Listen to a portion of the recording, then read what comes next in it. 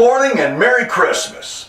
Today's sermon will be from Luke chapter 2 verses 1 through 14. For the last week I have tried to keep my ears and my heart open as people have spoken about the word peace in my hearing. It is not that I was asking them to define the term for me. Instead, it was a matter of different people talking about their concerns for peace from different points of view. Some of the voices and opinions about peace came to me by way of the news media. Some of the voices came from the world of entertainment. And others came from people with whom I was in conversation and who were talking with me about the word peace. How are some of the opinions and points of view about peace that came to me just this week? How did they come to me? Well, here we go.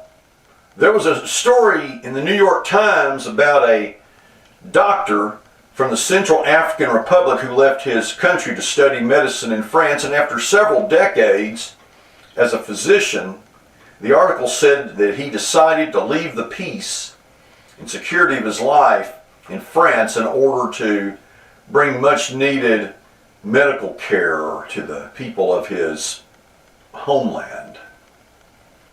In this case, peace was a physical location and an economic position that guaranteed happiness and security.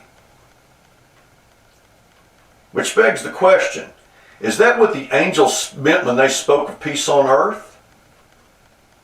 A second reference to the word peace that I encountered this past week occurred when an evacuee from New Orleans during Katrina said with a heavy sigh that more than anything else, he wanted some peace.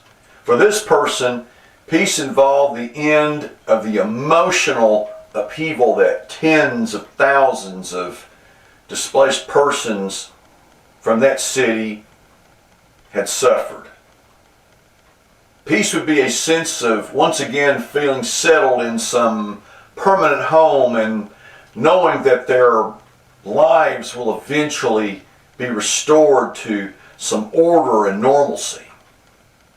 The peace desired by the man from New Orleans was not that much different from what the man from France had given up in returning home to Africa.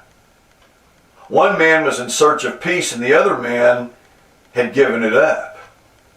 But was either man experiencing what the angels intended in the skies over Bethlehem? It's a good question. Another reference to peace came to mind when I read the words of a person who had come out of a 20-year addiction to heroin. When attempting to explain why his addiction lasted so long and why his attraction to that drug was so powerful, he said, "Heroin gave me a little bit of peace for a short period of time." That person is not alone. Our nation and the world are crowded with people whose only way to soothe their spirits and to calm their troubled minds is an over-reliance on drugs or alcohol. Then there are the words from Ma Dear in the Diary of a Mad Black Woman. Cicely Tyson was talking about the words peace, be still, that Jesus spoke to the winds and waves on the Sea of Galilee. Ma Dear reached into her purse and took out her handgun and remarked that if you want to have some peace, be still, you better get yourself a piece of steel. There are a great many people who seem to feel more at peace when they are carrying a gun. Is that what the angels had in mind on the night that Christ was born? Now, all these references concern the same word, peace. Is peace found by moving to a location that affords a quality of life that insulates a person from risk and danger, as with the African physician? Is peace a state of mind, a deep assurance that life is slowly being restored to order, as with the evacuee from New Orleans? Is peace the buzz, the high, the altered state of mind that comes to addicts and alcoholics once they have greatly indulged in their drug of choice? Is peace the reassurance of a pistol in your purse or a gun in the glove box of your car?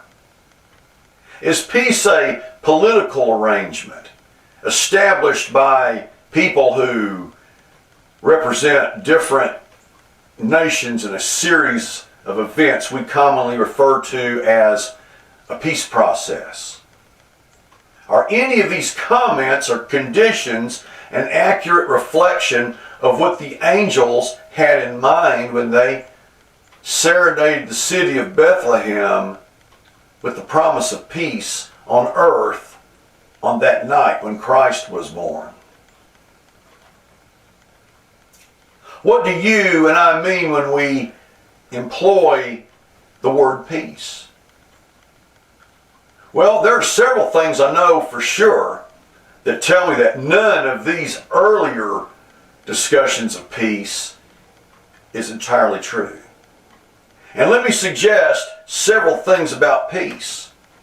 First, peace comes only from God, and nothing else in this world can offer the peace that is promised by the angels. Second, peace cannot be experienced by a single person or by a certain group of persons if at the same time it is being denied or withheld from others. Peace is as much between us as it is within us. Finally, the peace I want to see in the world must first be made alive in my own life. I cannot wait for peace to break out somewhere else. Peace must begin with me. Consider these aspects of peace one by one. First, the peace promised by God cannot be acquired through any of the countless consumer items of our materialistic society. Peace cannot be purchased.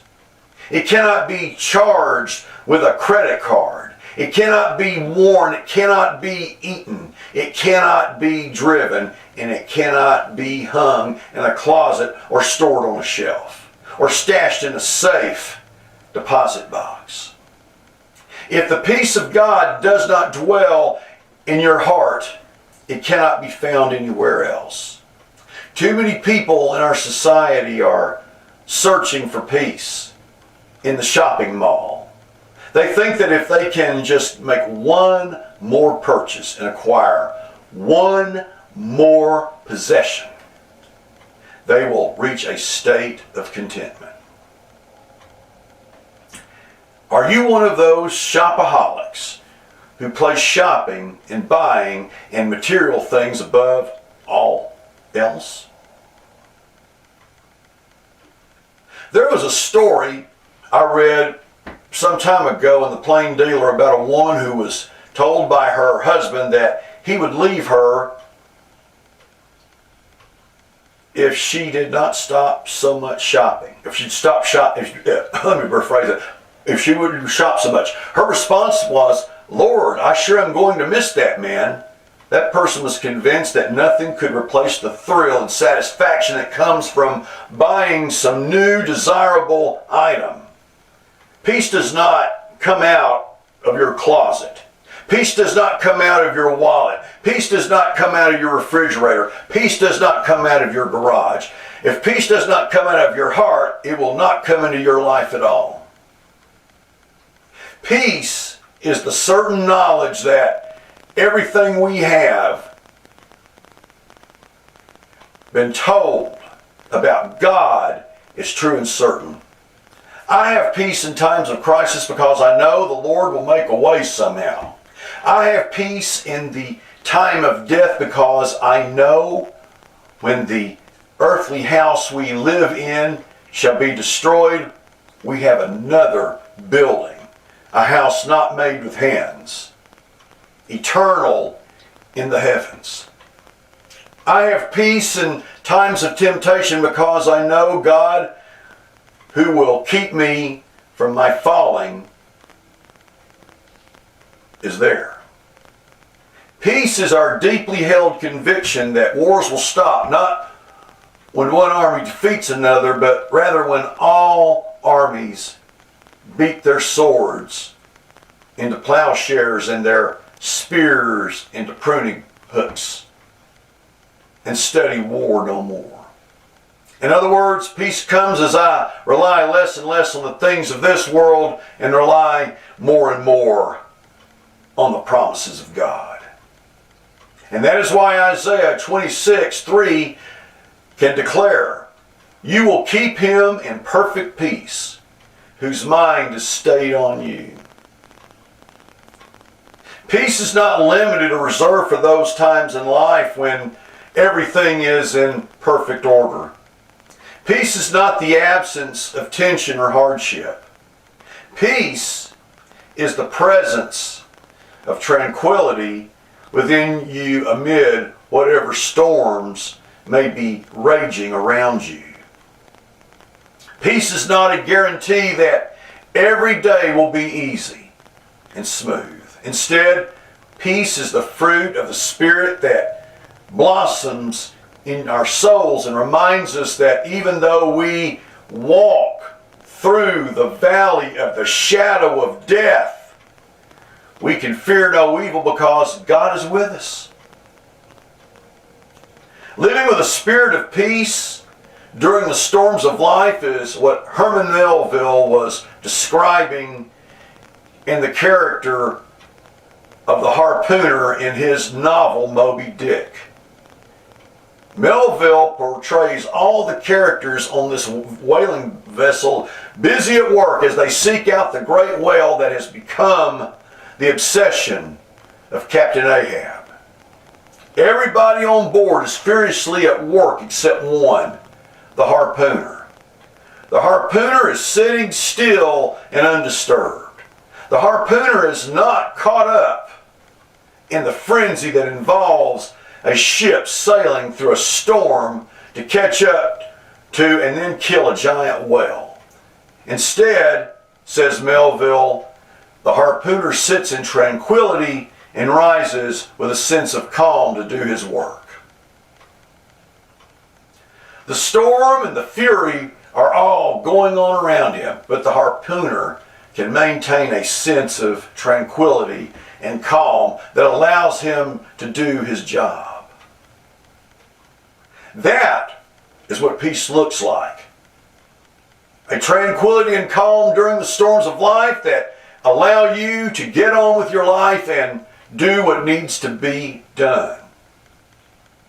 That kind of peace does not come from anything this world can provide. That kind of peace comes only from God, and more precisely, from our relationship with God.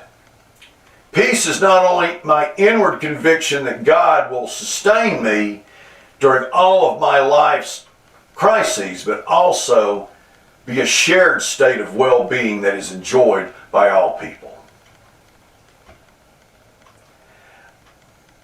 I cannot live in peace in a vacuum. My household cannot attempt to be at peace while those who live across the street or around the corner or on the other side of the world still find their world in chaos and torment. In other words, peace cannot simply be within us. Peace must also exist between us. If you and I are out of fellowship with one another, then I cannot be at peace no matter what I possess or what I know. If my actions bring hurt or harm or humiliation to another human, then I cannot be at peace. because I have caused the distress of someone else. And that is the lesson this country and this world must keep learning repeatedly. There can be no peace as a nation if we seek to hurt, harm, and or humiliate one another. We cannot increase our sense of peace by waging war on one another. Is there anybody in your life with whom you ought to be in fellowship, but instead you are not on speaking terms? Are you trying to have peace in your life while there is trouble in your relationships with family, with friends, and co-workers? I say again, there can be no peace within us until there is peace between us. And that is what Christ came to make possible. Reconciliation among us. Christ came to give us the power to make peace among ourselves. We can speak the words of forgiveness. We can allow a person who has failed us once to walk on the path of second chances. Our lives will be so much richer and our burdens will be so much lighter when we set aside those things that stand between us and those who are closest to us. There can be no peace within us until there is peace between us. The promise of the angel of Bethlehem was for peace on earth. That does not mean prosperity for us and grinding poverty everywhere else in the world. That does not mean that some people have access to medical care while millions cannot afford to see a doctor. Peace can never be fully enjoyed by some when it is being denied or withheld or made unavailable or unaffordable for so many others. Whatever the angels were announcing that day in Bethlehem, they wanted all of the people on the earth to fulfill and fully share in its beliefs and its benefits. Finally, if peace is ever going to occur on the earth, we must and cannot wait for somebody else to make the first move. Peace must begin with us. We must initiate the action and tell someone, I am sorry. We must go first and tell someone, I forgive you. We must lead the way, set a good example, and start doing in our own lives those things we would hope to see others do someday. It was Mahatma Gandhi who said, we must be the change we hope to see in others. If there's going to be peace on earth, then I must be willing to initiate the action that one can bring about that peace. The world will not be substantively different, and it will not be changed if all of us simply wait for somebody else to make the first move. Peace must begin with us. Amen and amen.